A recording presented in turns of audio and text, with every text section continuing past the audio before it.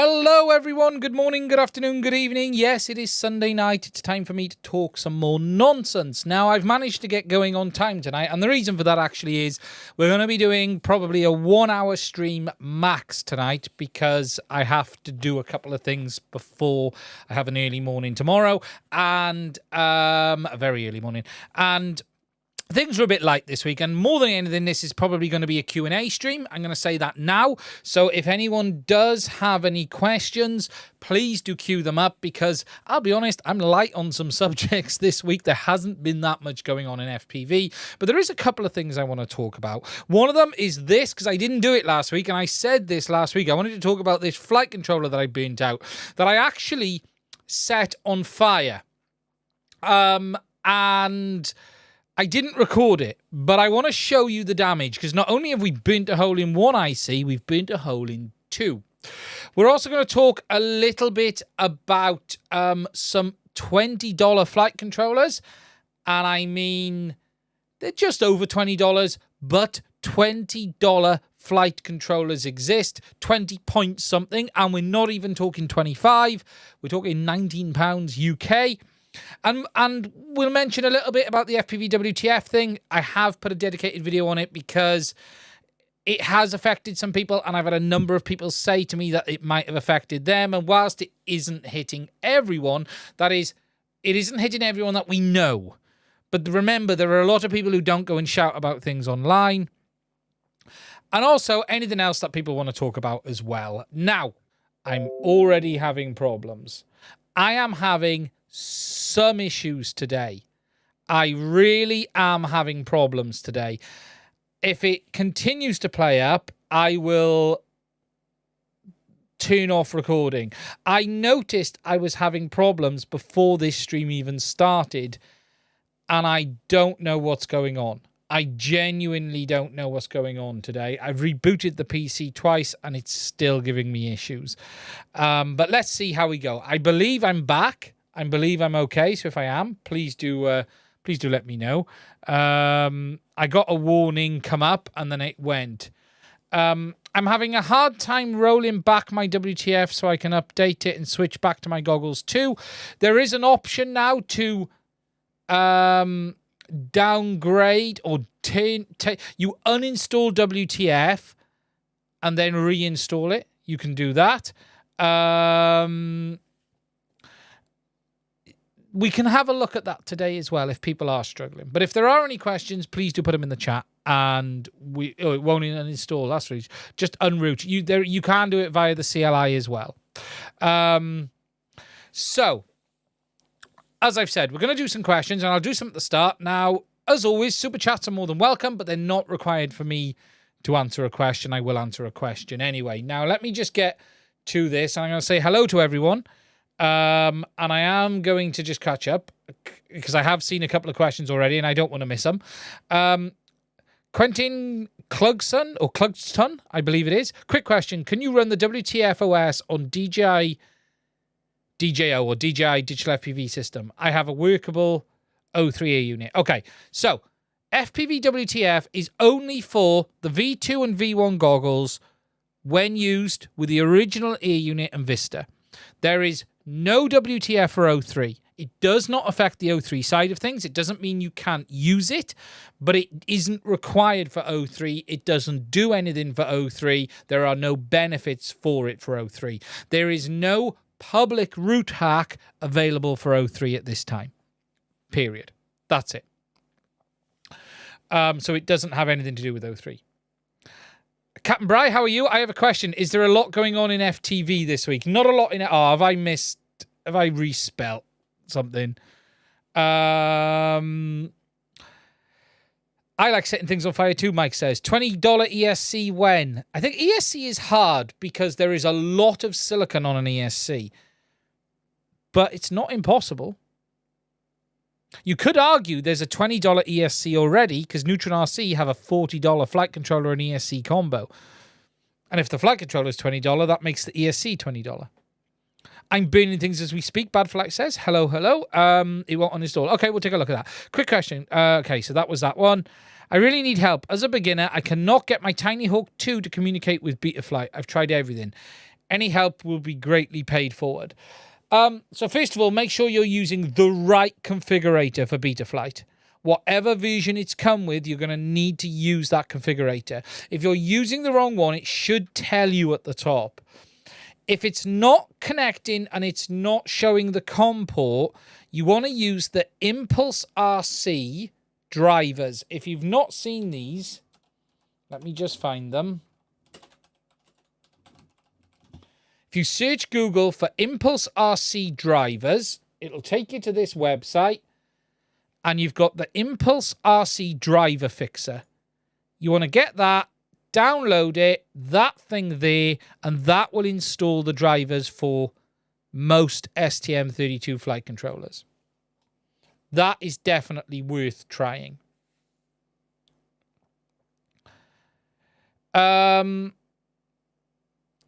Oh, thank you, Rip FPV. I appreciate that. Quentin, 90 days till remote IDs here in the US. Yeah, I did see JB's talk about it earlier a little bit. I didn't catch the full thing, actually.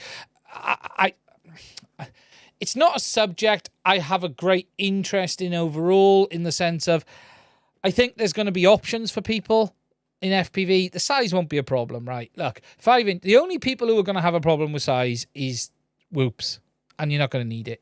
Let's be realistic. 5 inches, there will be a solution for 5 inches. This will just get put onto flight controllers. This is easy. Technically, there's nothing difficult here. Now, I didn't catch JB's full bit because I came in halfway through. I'll often listen to JB in the background while I'm tidying up or doing stuff in the background on a Sunday because he does his stream. Asiati does his. So it might still be streaming now, and then I do mine. And I did catch... And then I actually went and saw Bruce's video because I had seen it, but I hadn't listened to it yet. And I don't agree with Bruce in what he said in some things, and I don't know what JB said. I think it's really easy to sit back and say, I told you this wouldn't work, and now it hasn't worked. That's BS, and it doesn't help anyone. Bruce, we know, is an amazing character. I love Bruce to bits. But there's no point saying you were wasting your time, you shouldn't have even tried, and now you've made it worse. Doing something is always better than doing nothing. And it's easy to say when something doesn't work, see, I told you so. But what if it had worked? So I don't think we can get on high horses on this stuff. There are always, can things be do better? Yeah, I think it is what it is. It was always going to happen. It was always going to happen. It's as simple as that. But I'm not worried about RID in the sense of there'll be solutions, or just don't put it on and carry on flying and do what you want. Not that I'm suggesting you break the law. But are they single ESCs? No, not yet, Mike. Catching down. WTFS only works in DIY mode. Correct, on DJI. Yes, absolutely. Can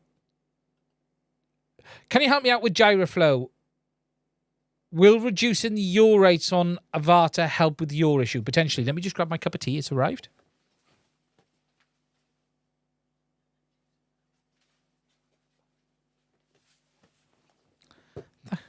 My lovely wife brought me a cup of tea. Okay, so catching back down on the cost. Good arguments could be made for single ESCs. I 100% agree. And I think there's real arguments today to going back to single ESCs based on the cost of 4-in-1s. I genuinely think single ESCs, if you're someone that burns them out, I'd be going to singles. Genuinely. Let me just scroll back up a bit because I did miss a few questions. Haven't even mentioned DJI yet. No, I haven't.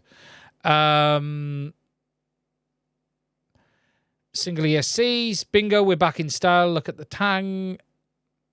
Size and weight are not the problem really in. It's the side problem. Privacy. Yeah, I agree, but you got a choice. Do it or don't. It's really simple, remote ID. Just comply or don't. Do what you want. There are people who drive cars with MOT and without tax, without. I don't condone anything. I suggest people do what they feel is right. I have a million problems with remote. I argued about this 3 years ago, right? All this noise you're hearing today, go back on SUAS News, listen to me, Bruce, and Gary. And I'm not going to go, I told you so. What I'm just going to say is this. I brought up the privacy concerns for commercial operators years and years ago.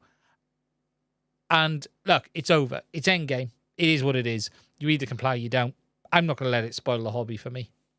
I'm just going to get on with my life in the UK. Here, it's a few years off anyway. And if it needs it, I'll put it on my quad and do what I want. And, I suggest every person does what they feel is right. It's really simple.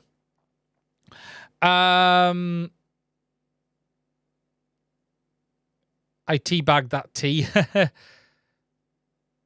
Just scrolling down. There was a question I missed.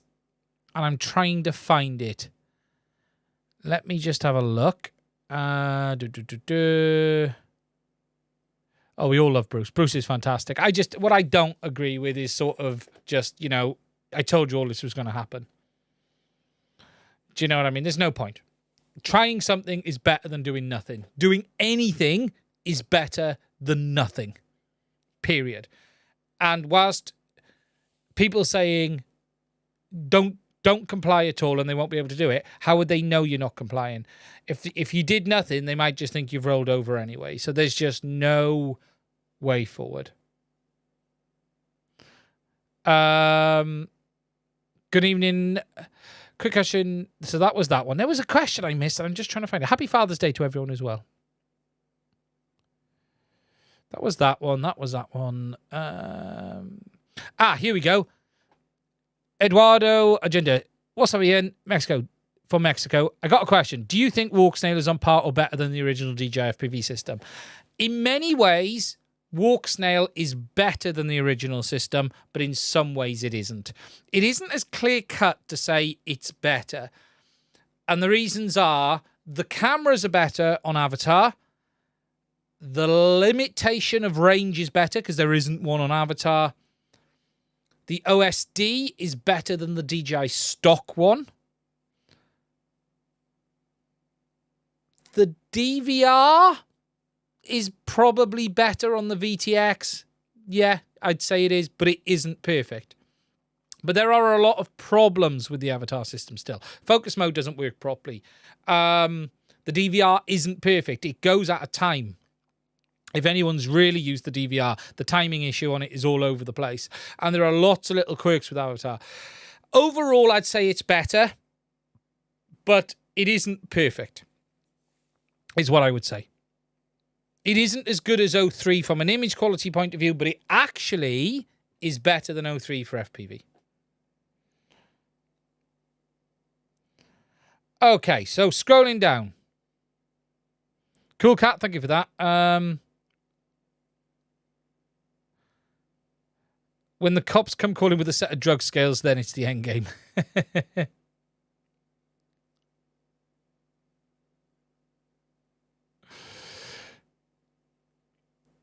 Walksnail will release a new VTX, right? Probably. I'd like to see Walksnail do a dual board VTX. I said this last week. I would love to see... I think everyone should just replicate DJI sizing, other than on Whoops, obviously.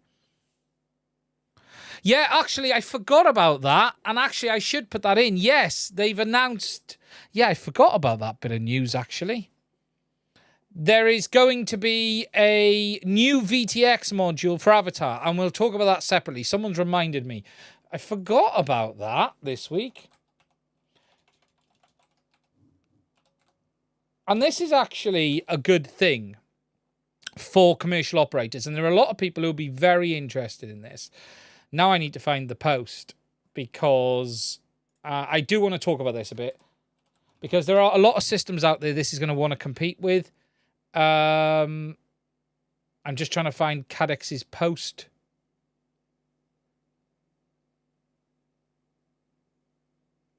On it. I saw a post on it from Cadex this week.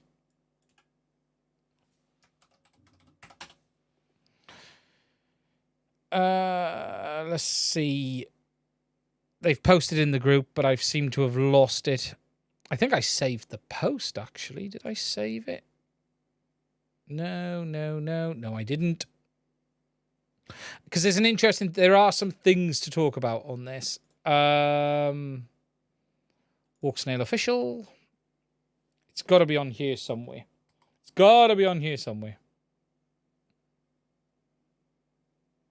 Ah, here we go. So, okay. Right, I'm going to talk about this, and that's interesting. That ain't working. Desktop. Let's go back to that, and let's see if this is going to work. Nope. Nope, you're not going to have me on this one. Okay. So, Cadex have also hinted at a new VTX module for Avatar HD. And the idea of this isn't to have onboard cameras, but it is to have HDMI input. Now, there have been a lot of commercial operators screaming for this, and there are some features on here that confused people a little bit, but actually, this is exactly what people will be wanting. Now, if I just hop over to the desktop, you can see here a new VTX board is around the corner, and what they're saying is it will have HDMI input, so you'll be able to put in whatever camera you want. What we don't know is if it's going to be dual input or not. So is that their camera and HDMI in? That would be very, very cool. Or is it just going to be HDMI? They said internet input, but what they actually mean by this is Ethernet, and Ethernet is very important to commercial drone builders, and it's going to have BT656 input for thermal imaging support as well. Now, they've said internet input, but what they actually mean, I'm 99%, is they mean Ethernet. And the idea is that you have then an Ethernet link between your ground station and your airside. And this is actually very important, as I've said already, for commercial operation and industrial use, because it allows you to have communication with like onboard computers like Raspberry Pis, Jetsons, and all of this, so you can run your custom applications and have an IP tunnel between your ground station and laptop and your airside. There are systems out there that already do this. HereLink does this. The wireless system from a couple of the other companies that I don't want to mention does this as well. The CE or SIYI system does this too, but it's really about having an IP tunnel that you can send data across. You can use this for IP cameras, but more for things like communication between onboard computers running Companion OS. And that's what it's for. And that's why it's important. Now, this VTX will be very, very interesting, because what you'll then potentially have is Ethernet output on the VRX side or on the goggle side via HDMI, and it's going to allow you then to have communication back and forth. And yeah, there's a lot of people who will be very, very interested in this. Very, very interested in this indeed. And I think you could see a lot of people be integrating Avatar HD a lot more. So it's really good to see. Really good to see. I think it'd be super interesting if there's a dual camera option, so their camera and HDMI. That would be incredible. That would really, really be incredible. So, yeah, super interesting. They posted it. I had forgot about this. I think it's really good to see. Yeah, I think you could plug in. I think as long as it's got HDMI, you could plug in the other stuff into it. Peppermint. Yeah, absolutely. So it's really, really interesting. Now I'm going to take a sip of my tea and catch up back on the chat. And I nearly forgot about that one.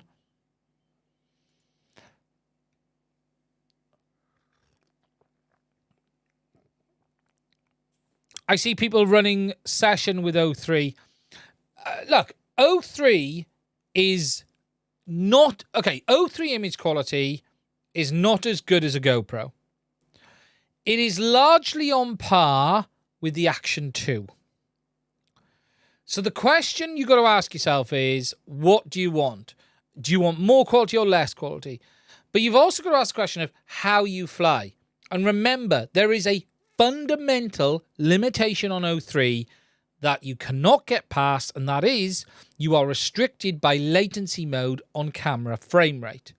So if you want to record in 30 frames a second, you have to use the high latency mode. And there are people who won't be happy with that, and as a result, there are people who will want to use external cameras. RunCam Thumb gets you same results as O3. I wouldn't necessarily agree with that. I wasn't impressed with the Thumb Pro. I've got a Thumb Pro here Runcam sent me, and I wasn't impressed with it. I really struggled with it. O3 looks really, really good. Really good. GoPro good in the right conditions. Low light, though, it isn't very good. And it does have limitations. It is much better than... If I'm ordering camera systems, okay, so if I was to say GoPro, DJI Action 2 and O3 together, and then the likes of the Runcam Thumb Pro below, the Cadex Walnut below, those cameras don't come close to O3. Cadex Walnut, Runcam Thumb Pro, they're not as good as O3, period. So you've got those cheaper action cameras. Then you have the DJI O3 and the Action 2. I haven't tried an Action 3, so I can't comment on it. And then the GoPro. The GoPro, hands down, is the best you can get today. I wouldn't say the Session is, but the new GoPros are hands down the best. But the biggest restriction on the O3 remains that you can't separate off the recording. And look, I would not be shocked to see DJI make a dual camera FPV system. I would not be shocked. Don't be surprised if it happens. Let's just look at what DJI have been doing in recent times on cameras on their drones. The Mavic 3, multiple cameras. They started with 2, now it's got 3. The belief is the new A, which is the A3, is going to be dual camera as well. DJI are very much doing dual camera setups. I would not be shocked to see a dual camera system in the future for their FPV. I just wouldn't be surprised. No, the O3 camera cannot replace it all. No, it can't. It can't do everything, but it is good enough for a lot of people. An O3 aftermarket lens would be sweet if one exists. There is a hint, and I've seen an image on my Discord that, and I don't know where this has come from, that Flywoo might be selling O3 lenses soon.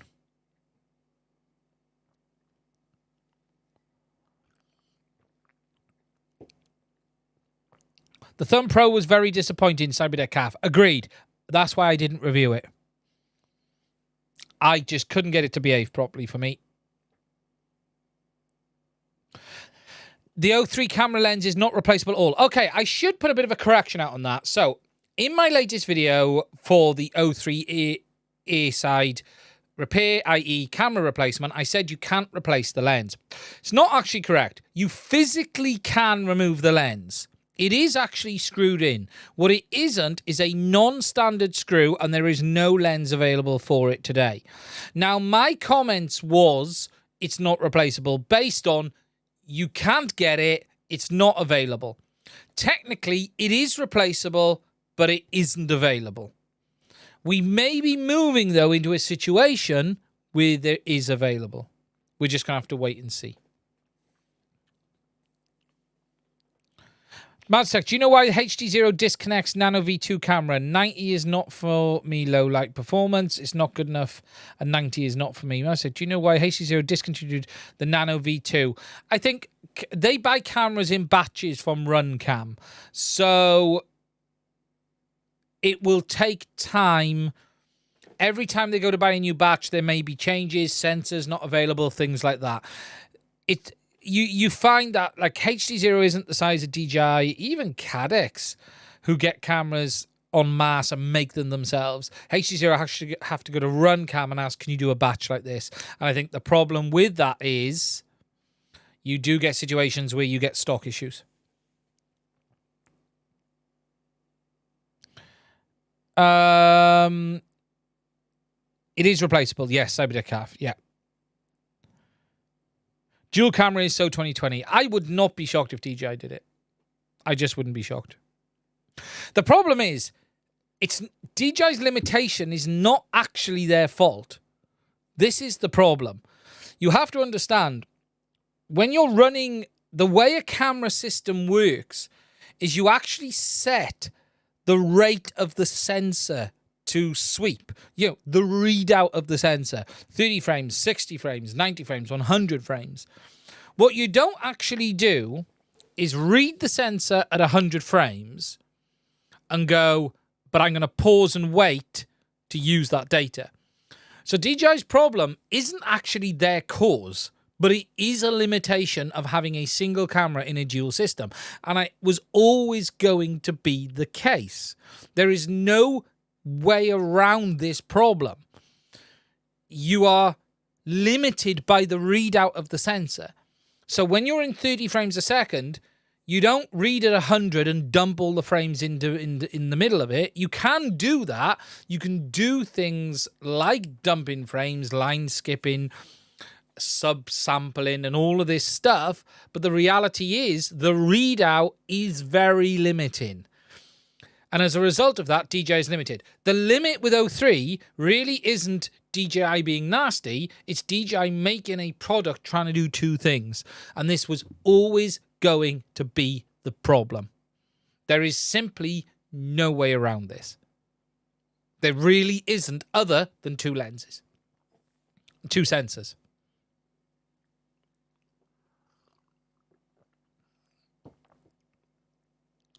Yeah, O3 is very good, just accept at night. Does the Inspire 3 use the same O3 ear unit? Yeah, it's not an ear unit. The Inspire 3 will be integrated. It won't be the same, but it'll be all, look, it's all DJI's technology. Don't think of it quite in such limited terms. Because remember, the Avata isn't an O3 ear unit. It's like it. It's very similar, but it isn't, So just think of it as they've just gone, well, we'll have a new camera there and we'll integrate that and do all of that. Is HDZero the answer to long range? LR. Contingent channel asks. It's HDZero or Avatar, because neither system has limits. What I would say, though, is Avatar would probably do... Avatar will get you a better image longer, but HDZero will probably get you further. Because remember, there is a point with Avatar where it has to fall off the cliff because of the two-way link failure. Whereas HDZero doesn't have that issue. So it then comes down to how much power can you get out of HDZero and how much of that power can you make useful in HDZero, being able to receive it on the goggles. It's a different problem. It's a very different problem. I think what would be fair to say is, and I'm sure Wes's video showed this, but what you should see is Avatar look better longer than HDZero, but HDZero should really be able to just keep going to the point of the fall off.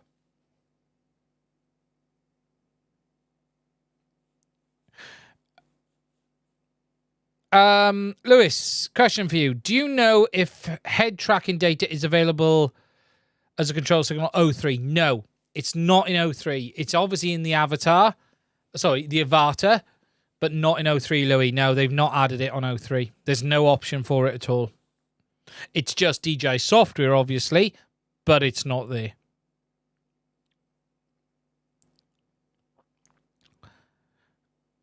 Do I think DJI will bring out another FPV drone? Sorry, let me start that again. Michael Walsh, hello, my friend. Do you think DJI will bring out another FPV drone like the first FPV design or an Avata? I'm mixed on this. I think that drone sold really well. I think it probably did all right. But do I think they'll make another one like that? I don't think they will. I think you can look at the Avata is DJI looking at many of the mistakes they made on the FPV drone and correcting them. It is the difference between how bomb-proof the Avata is and how weak the FPV drone is startling. It's almost like they're two products from two different manufacturers. They are so far apart from their structural build, it's incredible. So if DJI was to do it again, do I think they would do... I think they would make a bigger Avatar. Is what I think. Something a bit bigger.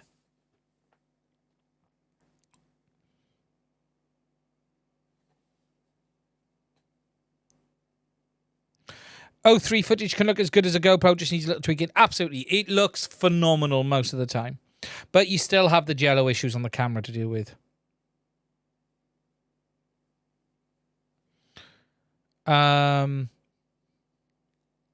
Do I think breaking 130 mile an hour on a 7-inch is possible? It depends how big your motors are. Everything is possible. It's all horsepower and power. How big is your batteries? You going to go 8S? The Potato was a customer beta release. Yeah, for sure. And look, I didn't test the Potato. I was meant to, and I didn't. This was when I was still partnering with DJI on some stuff. And that's when I left, was the Potato. And yeah, it's fragile. Soft mounting helps. Yeah. Jello is an issue on DJI. The O3 camera has a real susceptibility to jello. It's not the quads, it's jello. It's fact. It's so much fact that DJI tell you to change your PWM frequency to resolve it.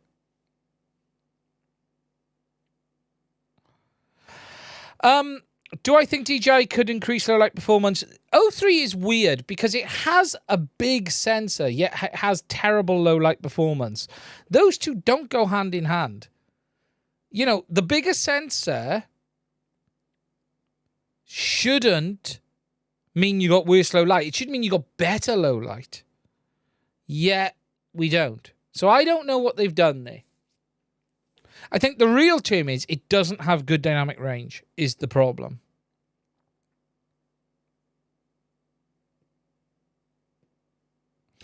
There is always some. Every bind and fly I've tested, everyone will get a little bit on O3. If you know, look, there's always ways around it. You know, all of the new bind and flies are silicon mounted predominantly now, but O3 camera is absolutely susceptible to some jello and vibrations. The camera's just, I don't know. I do wonder if there's something we don't fully understand it. It's technically the sensor's big enough, but it then becomes pixel density because I'm betting it's a quad Bayer sensor because it is 48 megapixel, which is that usual nonsense. So that's, yeah, that's probably where the issue is. Dynamic range is a joke. Yeah, I'm not surprised. I'm not surprised. Yeah, it is an ongoing issue people find with O3. I see too many posts, there's too many bind and flies with issues. There is always ways you can get it better or pivot, but it is without question. You know, Chris Rosser had to redesign his frames as a result of it. There's a reason for that. Chris wouldn't have done that if there wasn't an issue.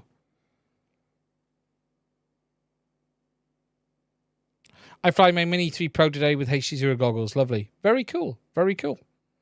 Okay, I want to thank Dave for the super chat. I really do appreciate it, my friend. I did see that come in. I don't want to miss it. You are amazing as always. What's up? Right. The next thing we're going to talk about is a $20 flight controller. And it's not quite $20. It's a little bit over. Let me just do something risky. 1 second. NVIDIA broadcast. I didn't check broadcast was working before I came on mistakenly. And it wasn't. That's weird. I can't answer why that is, my friend. With a super chat. Right. Okay. So that's there. Now we're going to go to the desktop. And then I'm going to try turning this back on. Yeah, that is really not working today, is it? Hey, found it. It is working. I'm just hidden. There we go. Right, it was working. It was just I was off screen. So, I did make a video about a $40 flight controller, and that is the Neutron RC. However, they also have this, which is a $20, $23.25, okay?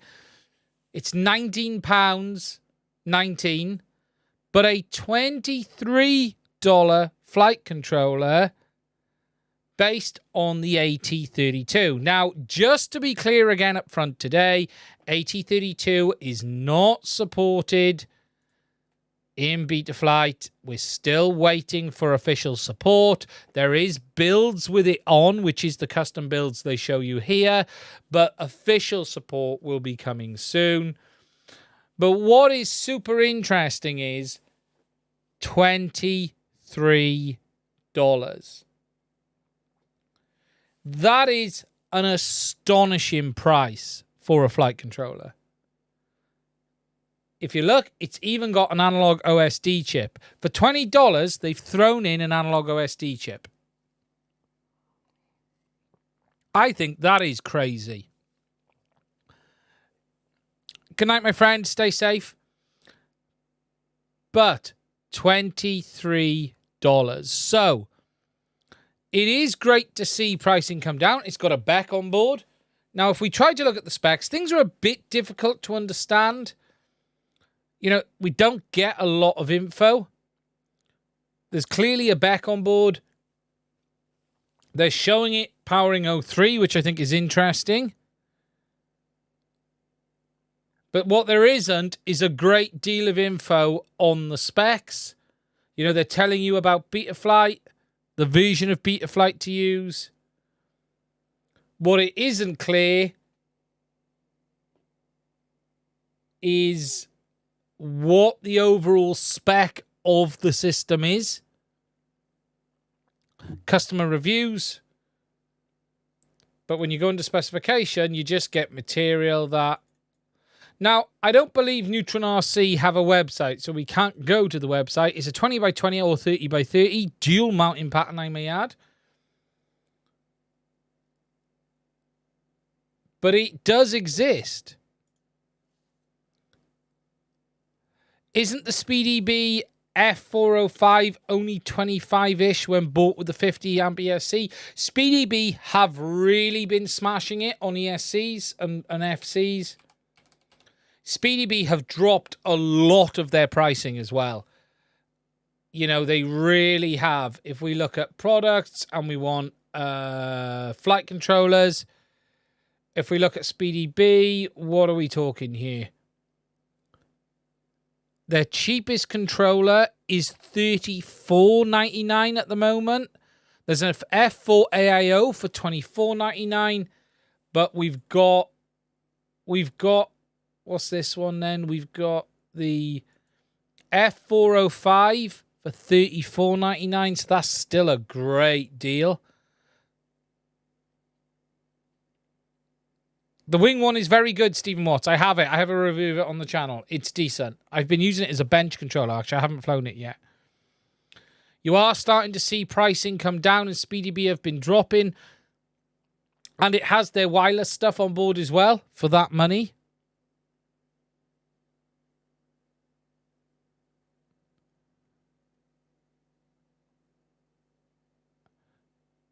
Interesting indeed when you look at pricing, but it's not quite at Neutron RC. Not quite at Neutron RC at $23. What's a shame is that we don't have a lot more info. That's the real shame in this, is that we don't have a huge amount of information on the overall spec. I had good luck with my SpeedyBee F405. I had to undersolder everything to find a single strand wire between two pads, but after fixing it, it still works fine. Really good. You know, so I'd love to know what the back is. You know, the back is a dual back on this as well. If you look here, right, that's two backs. That's one back. That's another back. Two coils. So that's two backs. So what are the voltages on this? You've got a 12-volt pad and a 5.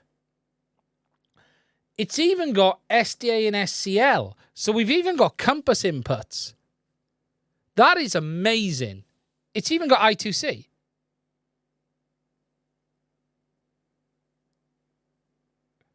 It looks like there's 2 Becks there.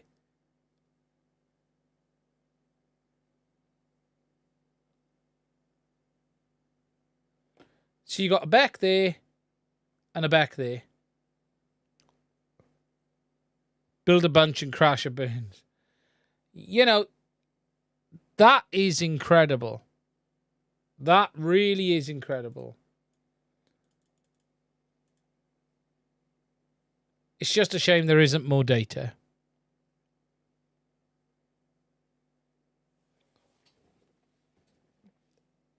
I tell you what, iNav will be all over that. Someone said earlier about prices dropping. I think that's an interesting comment. You are starting to see discounts appear. You are starting to see it. I think pricing is coming down because you are starting to see a bit of stagnation on purchasing. People don't have the money. People don't have the disposable income. Someone just said, is there still a chip shortage?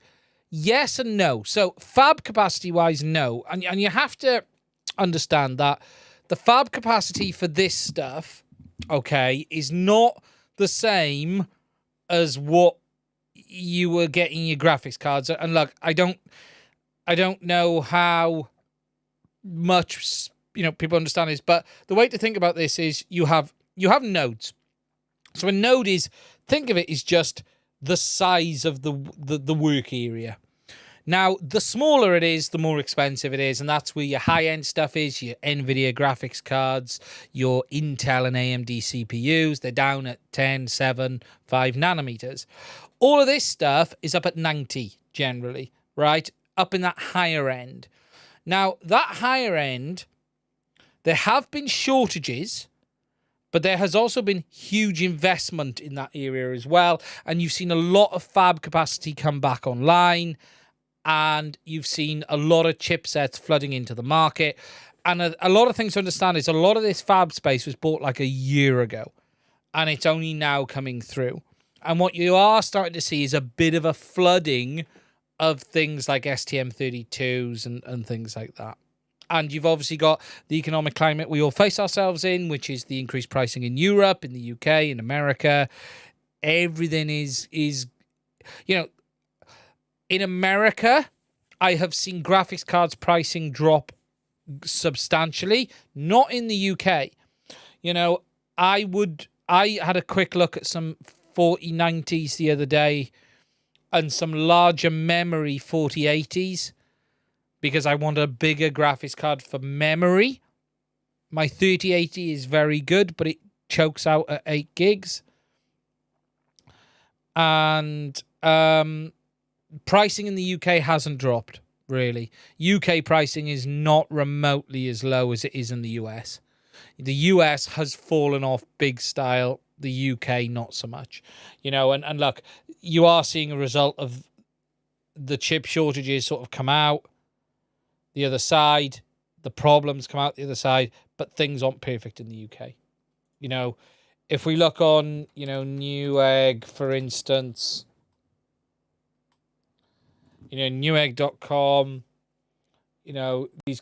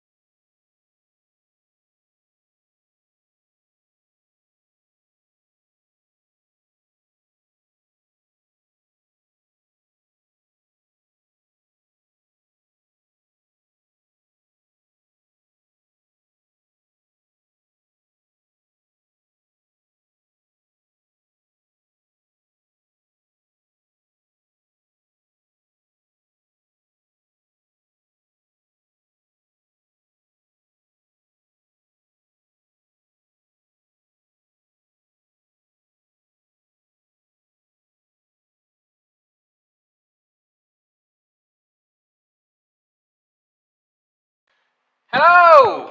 Am I... Ooh.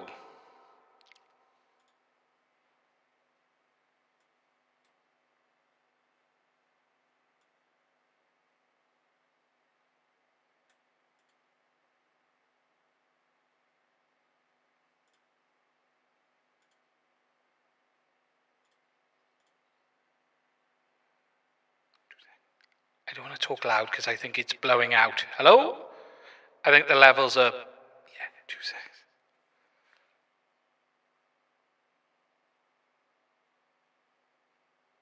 Two seconds. If you can hear me, I think... I don't want to talk loud because it's reset the audio levels on the microphone.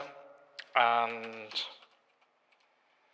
I've had this before, and it's Windows. It adds too much gain to the mic.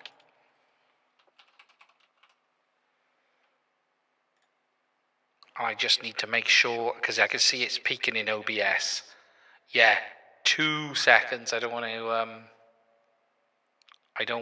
blow out. There's a volume adjustment in Windows which is always hiding. Advanced. Is it here? Here we go. No, it's not that one. Windows sound. Wow. Just wow. Wow, wow, wow. Wow, wow, wow.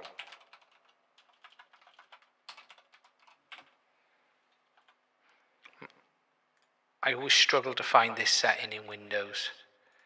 Every time I struggle to find this setting. There's a hidden microphone adjustment setting.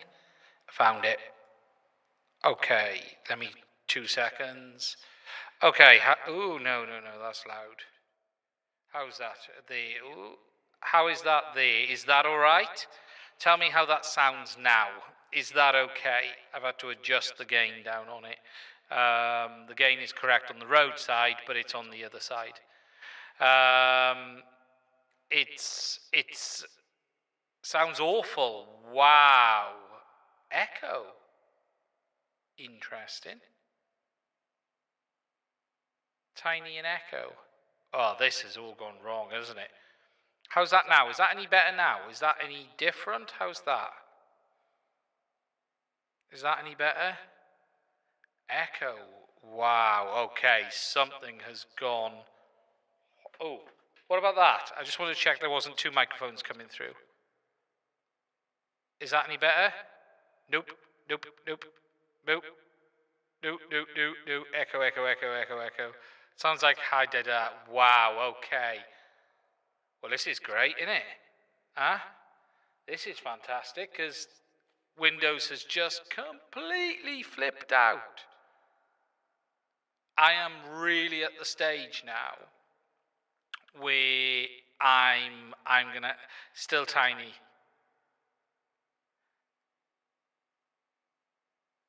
Interesting. Sounds like Bugs Bunny. Sorry about this a second, guys. Let me just go back in and have a look. Manage sound devices.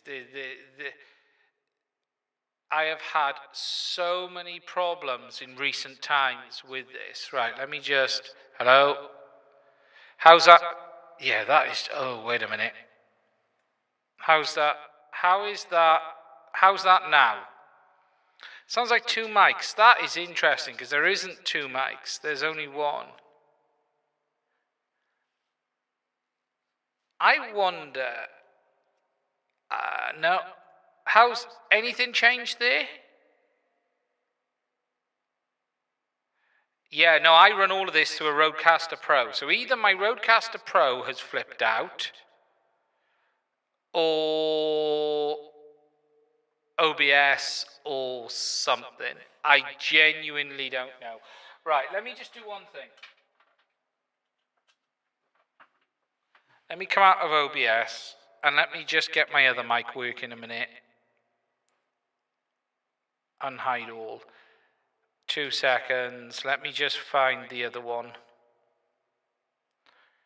Hello, hello. 'Cause it's not the Camlink Pro I want. I'm missing an audio input. Why am I missing an audio input? Audio input capture. Let me just find it. This one is Blaster. Why is this one missing? That's annoying. Let me just look at my screen. 2 seconds. It's very, very small. Okay. Let me see where that one is. Where did I put it? I think you can hear me. Let me just find it. I've lost the microphone. Where's it gone? Is that working?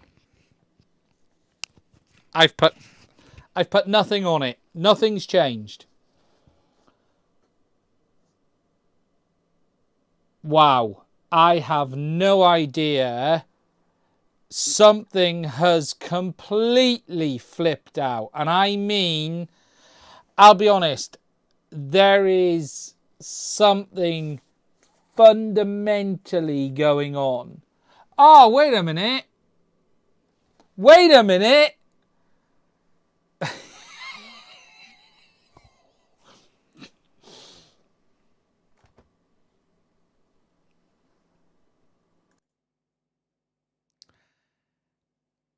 Okay, how does that now sound? How does that now sound? When I reached over, I must have hit the megaphone button on the Rodecaster Pro. Wow, wow, wow, wow. But that wasn't the initial cause. It's pretty quiet. It could be because I've dicked with the levels now. What's that? Oh. Hello, hello, hello, hello, hello, hello. How's that now? I had messed with the levels a little bit, but let me hopefully that should now. It would have been solved instantly. Yeah, it just sounds worse than a second ago. I'm probably over pushing it now. Okay. Okay, how about there then? Then probably there. That's probably closer to it there. I'm making your desk rattle. That's probably where it was. I'm not 100% sure. Yeah, you'll go blind. Wow, wow, wow, wow. What a nightmare. I have been having genuinely major problems with this setup today. I actually said it at the start. Are you using MIDI? No, we don't use MIDI. It's a USB audio interface, Louis. It's not the audio, it's Windows. Windows, this is the third time it's done it to me now. I've got something just bizarre going on. I'll be honest, I'm at the stage where I think it's time. Yeah, I was seriously tempted to order a Mac Studio, and I'm really tempted. I think I'm at the stage where it's time to do a full reset. I'll be honest, I need to note some stuff down. Look, I had no problems for months. For months and months and months, everything is fine. I don't use Linux, no.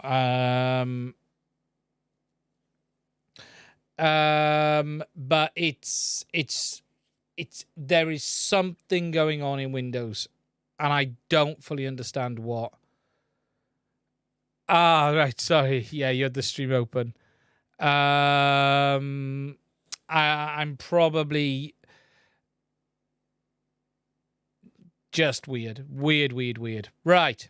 We'll get through this stream and get this finished because I've gone over time and I want to get the last thing done. Quick question. A while back, you did test on the ham file with O3 and noticed it DJI did not increase power unless you armed via MSP. No, it's definitely less power, but we don't know what the update is. Don't do updates. I tend not to.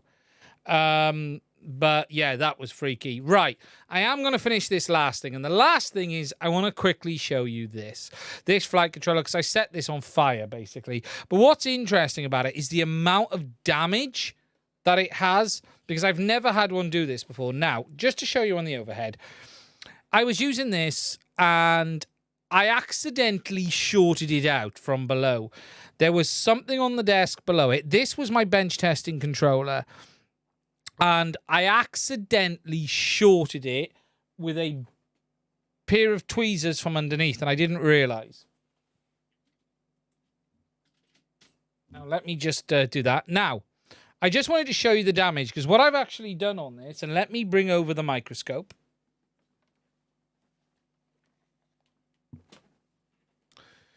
I'm going to bring over my microscope, and then I'm going to go to the microscope.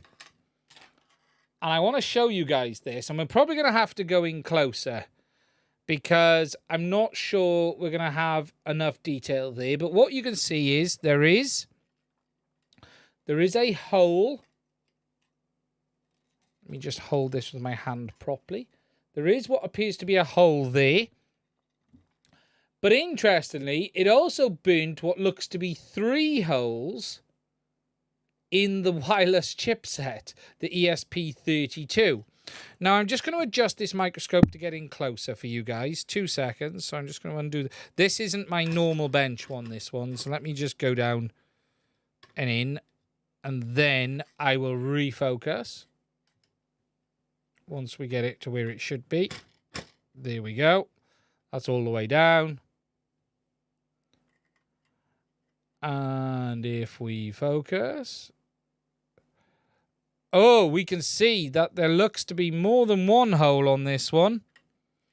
So, we've definitely got a nice big hole there. But I also think, oh yeah, we've gone through there.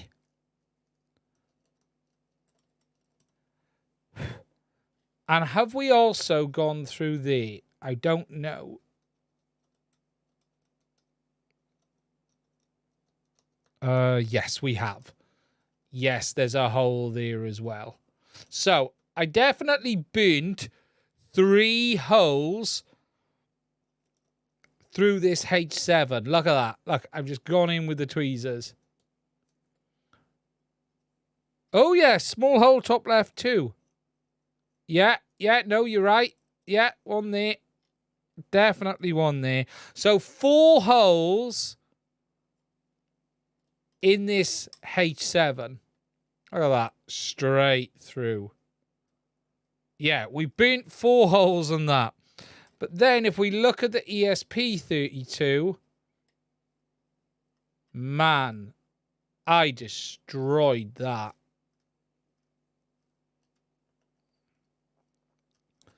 There's that one there, that there. I want to say, right, let me just swap microscopes because I want to look a bit closer on this one. 2 seconds.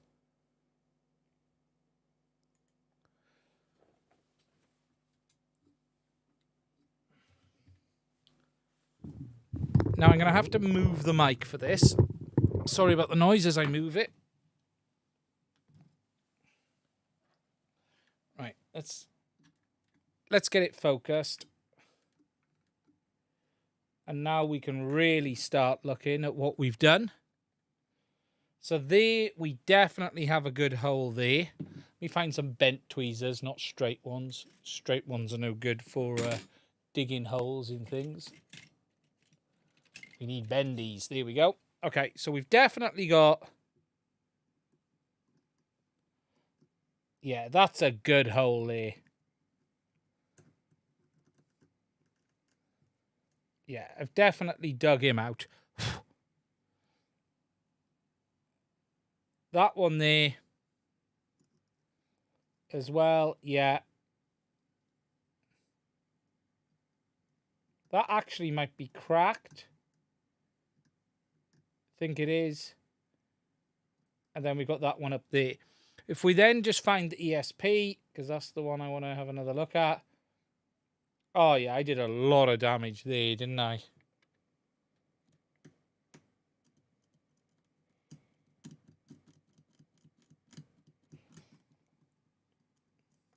Yeah, we definitely took that out.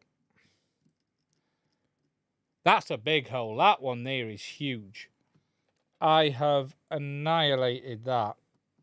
I'm on maximum magnification there, so you guys can't really see any more, but we have definitely killed that one. Now, just looking over the board, just to show you a bit further out, I actually didn't do any of the damage. I can't even actually see where I shorted it. I've gone over it to have a look. And I can't... Oh, that diode. Oh, yeah, that's seen some heat. But everything else looks okay. What's that regulator like? I think he's all right. That regulator there looks okay. That one looks okay. Yeah, I don't really see where we did it. I just don't. That looks all right.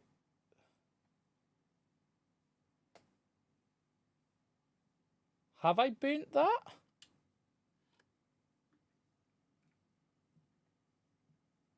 No, I don't think I have. It's just coated. Yeah, so other than that, I don't really see. Let me come back 2 seconds.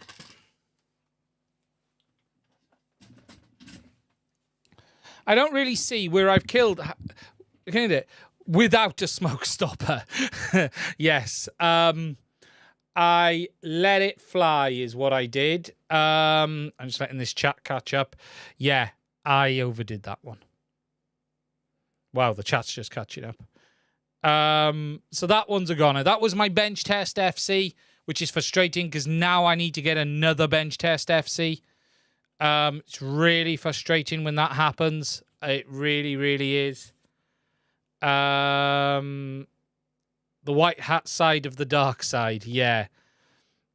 I need to bring a couple of fishing rods and do some fly things we could go storing. Would be better video replacing the components. It's going to be hard on that because I can lift the ESP32 and not refit it.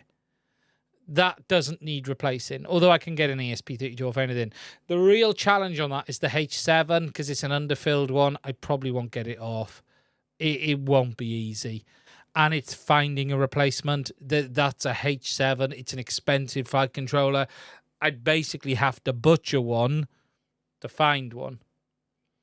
What's a bench test FC? I always have a flight controller on the bench for testing, making content. So being able to plug into like an O3 unit so I can have the OSD working and all of that. That flight controller had wiring. I have adjusted it slightly now, but it had wiring for all of the FPV systems. So it had DJI O3, it had an Avatar wire, and it had a Vista ear unit connection as well. So it allowed me to plug any of them in and just use it. And for me, it was one that I would just go plug in, get it all working. And that's like when I'm making content or doing stuff, I'd use it for that. But yeah, I've killed it. I've ended that one. Now, I'm going to end this one here. I want to apologize for the outage earlier. I don't like stuff like that. I try to be a bit more professional than that on the channel. And whilst we certainly are not professional, I don't like to have outages, especially like that. And I do apologize to everyone. Thank you for bearing with me. It's the second time we've had this happen on a live stream now, so I need to do something about it. It's end of. It's at the stage where I don't like it happening. I know it's just so frustrating. So I think this week I'm going to be doing some backups. I may end up just buying another SSD and rebuilding that a minute. For the sake of £100, I probably will buy another Samsung SSD and rebuild that rather than destroy this one. And that way I've got options, if you know what I mean. I can revert back to the old one if I need to, if there's anything I'm particularly missing. From a £100 point of view, you know, I don't know what the price of an SSD is. I haven't looked, but it's just not always. It's not like, or I'll mirror it. I will probably mirror it on. I have actually got a 1 terabyte here I can mirror it onto. So I might just do that, and that then gives me a backup. The only nice thing with having a second identical one, an M2 might be cheaper. Yeah. I don't know what the price of the Samsungs are these days. I haven't actually had a look. If I have a look on Amazon, Samsung 1 terabyte M2. Jesus, a 970 Evo Plus, which is what I think I've got now, is 49 quid. Jesus Christ. For 49 quid, I may as well just buy another one. Is that what I got now? Yeah, no. No, I got a 970 Pro at the moment. 980 Pro, 1 terabyte is for the 982 terabyte. Yeah, what's the 982 terabyte cost?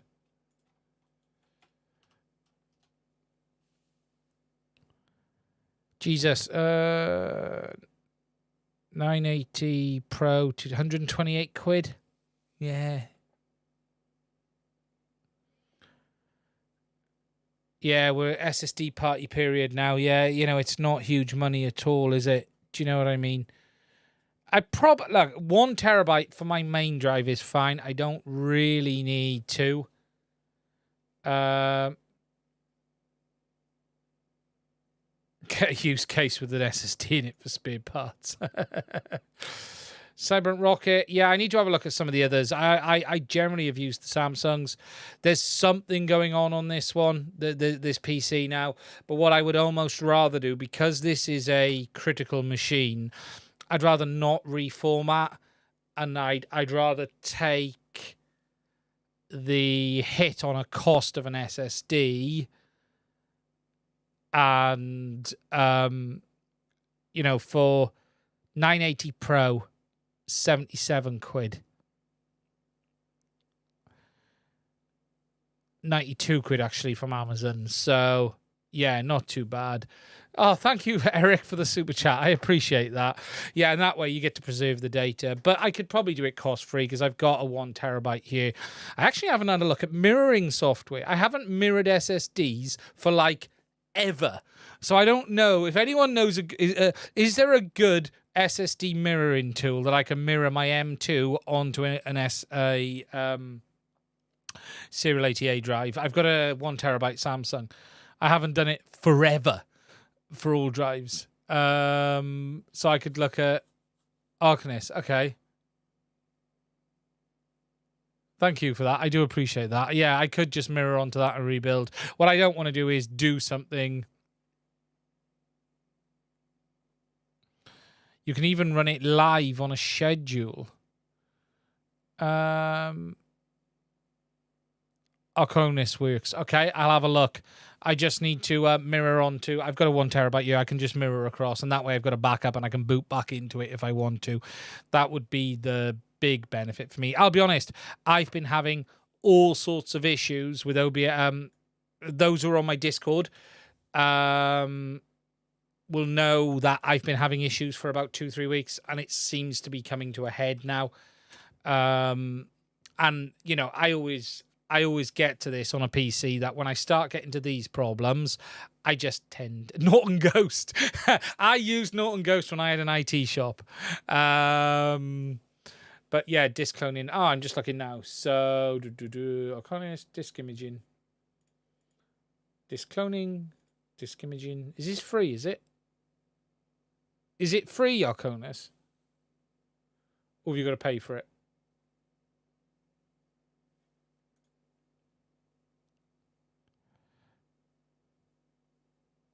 Not free. Okay. Let's have a look at this one. Resync on Chrome tab. Yeah, it's been a while since I've looked at...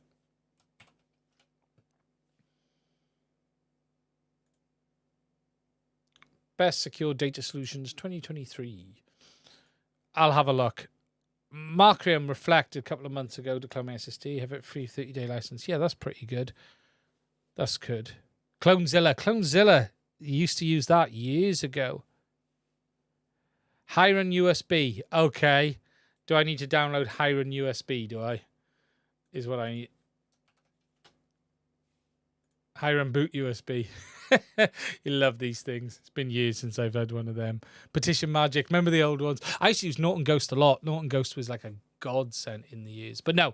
Right, guys, we're going to call it quits there. I want to thank everyone. Sorry for the outage. I need to do better. We will get it fixed. We should be back same time, same place next week. You never know. There might be a bit of news. Look after yourselves. I now got to figure out if I can even shut this down. I can. Stay safe, and I will speak to you soon. Ta-ra!